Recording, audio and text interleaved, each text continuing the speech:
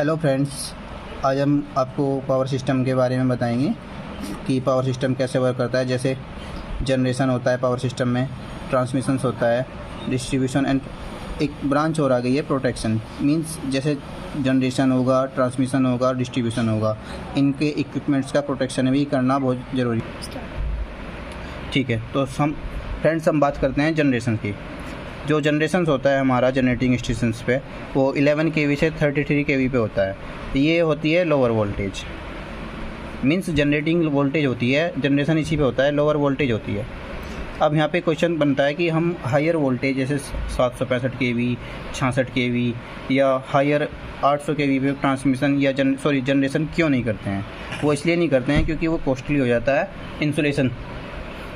Insulation बहुत ज़्यादा चाहिए होता है हमें, इसलिए तो ये 11 kV पे जनरेशन इसलिए करते हैं। ये इकोनॉमिकल होता है, मोस्ट इकोनॉमिकल होता है। तो इसलिए हमारे इंडिया में 11 kV या 33 kV या 25 kV तक जनरेशन हमारा होता है। जनरेशन के बाद हम स्टेप अप, ये हमारा एक स्टेप अप ट्रांसफार्मर है जो 11 kV या 33 kV को 132 kV या 765 kV तक हमारा स्टेप अप कर देता है। इसीलिए हमने स्टेप अप ट्रांसफार्मर लगाया हुआ है। तो इसी को हम जो 132 kV या 765 kV बहुत ज़्यादा हाई वोल्टेज होती है, इसी को हम प्राइमरी ट्रांसमिशन कहते हैं। तो प्राइमरी ट्रांसमिशंस, और प्राइमरी ट्रांसमिशंस के बाद आता है सेकेंडरी ट्रांसमिशंस। उसके बाद हमने क्या किया हुआ है, फिर से हमने एक स्टेप डाउन ट्रांसफार्मर लगाया हुआ है। इसको हमने 132 kV को हमने 33 kV और 765 kV का मतलब ऐसे ही स्टेप डाउन करके 33 kV से 66 kV तक अपने वोल्टेज कर लिया है, और इसी को हम कहते हैं सेकेंडरी ट्रांसमिशन।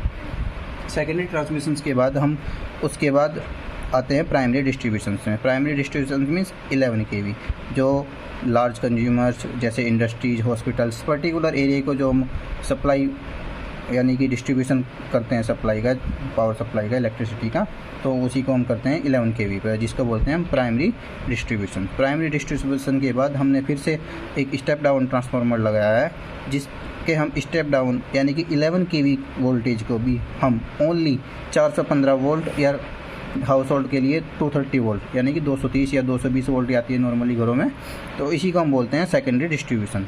ठीक है, सेकेंडरी डिस्ट्रीब्यूशन जिसमें क्या होता है, 415 kV जो वोल्टेज होती है वो 3 फेज़ के लिए प्रेफर की जाती है और 230 वोल्टेज सिंगल फेज़ के लिए। ठीक है, जैसे सेकेंडरी डिस्ट्रीब्यूशन के कुछ एग्जांपल्स दिखाए हैं। ये हाउस हो गया, कोई स्कूल्स में सप्लाई जा रही है या अदर हाउस होल्ड लोकेलिटी। ठीक है, तो this is basically scenario of generation to distribution. तो बेसिकली ये पूरे को हम दिखाने के लिए, अगर हम इसी को सिंगल लाइन में दिखाएंगे, पर्टिकुलर जनरेटर के सर्किट अलग हो जाएगा, ट्रांसफार्मर का अलग हो जाएगा, तो एक बहुत वास्ट बन जाएगा, मतलब एक कॉम्प्लिकेटेड सर्किट बन जाएगा। तो इसलिए हमें नीड पड़ी एक सिंगल लाइन डायग्राम के। तो आइए फ्रेंड्स, हम अब आपको दिखाते हैं सिंगल लाइन डायग्राम। स्टार्ट। तो फ्रेंड्स, ये है हमारा सिंगल लाइन डायग्राम। जैसे कि हमने बताया अभी कि अगर हम सिंगल ट्रांसफार्मर, बड़ी अल्टरनेटर्स को, उनका कॉम्प्लिकेटेड सर्किट हो जाएगा, मतलब समझ नहीं पाएंगे। तो एक बेसिकली पावर सिस्टम के समझने के लिए, पावर सिस्टम की टोपोलॉजी को समझने के लिए हमें सिंगल लाइन डायग्राम की ज़रूरत पड़ी। मीन्स एक इक्विवेलेंट सर्किट बोल सकते हैं हम इसे। तो जैसे हम देखा यहाँ पे देखो, ये जनरेटर है, जनरेटिंग स्टेशन है जो कि स्टार कनेक्टेड है। उसके बाद ये जो हमने डब्बे से बना रखे हैं, ऐसे ये बॉक्स बना रखे हैं, इनको हम बोलते हैं circuit breaker. Circuit breaker means जैसे घर में हमारे हाउस होल्ड में MCB होती है, मिनिएचर सर्किट ब्रेकर, तो ये इसी तरह से टाइप करता है। मीन्स एक ये जो पूरा हमारा जो सिस्टम है इसको प्रोटेक्ट करता है। बेसिकली ये एक कंप्लीट, हम इसको बोलेंगे एक बस बार। यहाँ पे ये स्टार्टिंग एंड है, मीन्स जनरेटिंग मोड है, और यहाँ पे ये जो हमारा है मोटरिंग, मीन्स मोटर है, हम इसको इलेक्ट्रिसिटी को कंज्यूम कर सकते हैं, एक तरीके से लोड है। ठीक है, तो सबसे पहले क्या होता है, जनरेटर होता है सिंगल लाइन डायग्राम में। ये हम एक सिंबल बना देंगे ऐसे करके, ये स्टार है, स्टार कनेक्टेड दिखा देंगे, इसको ग्राउंड कर देंगे कि जनरेटर हमारा स्टार कनेक्टेड है और ग्राउंडेड है। इससे क्या होगा, हमारा एक जनरेटर का सर्किट ब्रेकर इधर प्रोटेक्ट करेगा और इधर से ये हमारा जो अर्थ कर रखा है हमने, प्रोटेक्शन का ही काम करेगा, ये जो सेफ्टी बनी रहेगी। तो फिर हमने ये लगाया ट्रांसफार्मर 1 जो डेल्टा स्टार कनेक्टेड है, सर्किट ब्रेकर इसके दोनों अपोजिट साइड लगेगा। याद रखना, ये कल एग्जाम में अच्छी से आ सकता है। और single line diagram most repeated question है, U2U के थ्रू लास्ट प्रीवियस ईयर में 6 to 7 ईयर में रिपीटेड क्वेश्चन है। तो 10 मार्क्स में इंपॉर्टेंट क्वेश्चन है कल के लिए। ठीक है, तो फिर फर्दर ये सर्किट ब्रेकर लगा है, ये ट्रांसफार्मर सेकेंडरी ट्रांसफार्मर बोल सकते हैं इसे, जो लगा है उसके बाद सर्किट ब्रेकर। और यहाँ पे हम इसको जैसे हमने अभी दर्शाया था, देखो लास्ट में हम सेकेंडरी डिस्ट्रीब्यूशन करते हैं ना, ये यहाँ पे, तो ये मोड है, ठीक है। तो इसलिए बस ये सिंगल लाइन डायग्राम है, एक बार फिर से देख लेते हैं। जनरेटर होता है, सर्किट ब्रेकर होता है, ट्रांसफार्मर होता है जो कि डेल्टा स्टार कनेक्टेड है, circuit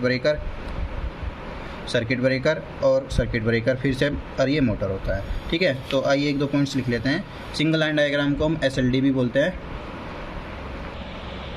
SLD single line diagram जैसे कि मैं बता चुका हूँ, ये एक सिंबॉलिक रिप्रेजेंटेशन होता है of balanced power system. Means complete power system को हम एक सिंबल के थ्रू, मैंने कहा ना एक सिंबल, जैसे जनरेटर का सिंबल G, सर्किट ब्रेकर का CB, इसी तरह से बहुत सारे कंपोनेंट्स, एनर्जी मीटर्स वगैरह, मीटर्स जो होते हैं वो भी हम इसमें इंक्लूड कर सकते हैं। लेकिन ये बस सिंगल लाइन जस्ट एक टोपोलॉजी है, एक दिखाने के लिए है कि यहाँ पावर फ्लो ऐसे होता है और ऐसे कंज्यूम होता है, ठीक है। तो SLD interconnection of transmission line and their associated components. मैंने कहा ना, कंपोनेंट्स मीन्स जैसे एनर्जी मीटर एक इंटरकनेक्शन है ट्रांसमिशन लाइन का और डिस्ट्रीब्यूशंस का, ठीक है। तो SLD used to draw per phase equivalent circuit, ये एक पर फेज इक्विवेलेंट सर्किट भी है, बेसिकली 3 फेज होती है, without drawing 3 phase system, without drawing 3 phase. देखो यहाँ पे 3 फेज हैं, है ना। तो this is the description of single line diagram, ठीक है। और thank you guys for watching my video. अगर वीडियो अच्छी लगी तो लाइक करें, चैनल को सब्सक्राइब करें। Thank you.